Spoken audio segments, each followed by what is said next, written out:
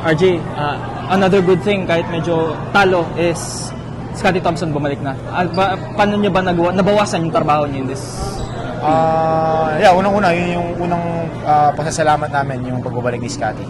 We're down tonight, talo kami, pero yung process namin is dahan-dahan na namin na nakukuha by Scottie's back. So yun yung pinaka-importante sa amin, dahan-dahan yung role ng bawat isa is alam mo yun, mas gagaan is magagampanan pa namin ng susunod. Speaking about in this game, offensively, kayo ni Riley Grigsby yung parang pinaka-nangunguna dito. Was that something na pinagandaan nyo talaga on your game plans or it just happened naturally in this game?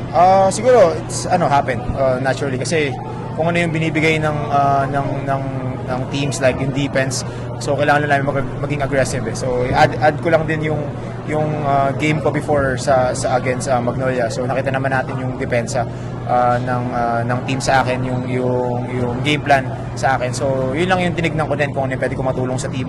Pero kahit anong mangyari, na-shorten pa rin kami dito sa game na to. Pero at the end of the day, we're very happy na nakabalik na si Kuya Scottie sa amin. Yun yung pinaka-importante sa amin. Yun yung pinaka-masayang nangyari sa amin ngayong gabi na makita namin si Scottie na healthy and nakakalaro ulit ng 100% for the team. Isa sa sabi nga nila, hindi pa 100% sure, pero ikaw ba, knowing na possibly ito na yung last game ni Riley Grigsby with Ginebra, just what can you say about that import?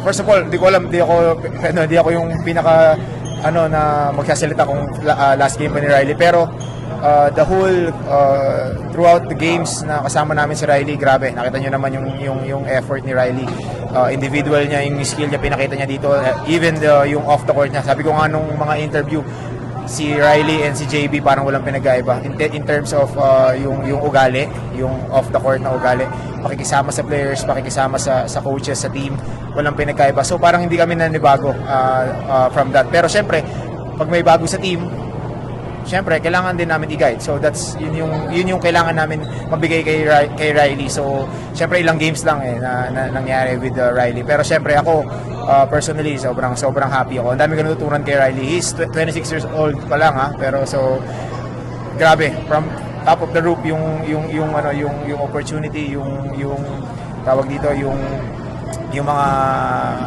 yung mga mangyayari sa kanya for the next season. Kung makakabalik siya sa Ginebra, good for us. Pero kung saan man siya mapunta, nasa magandang kamay lagi si Riley. So kuya, good luck.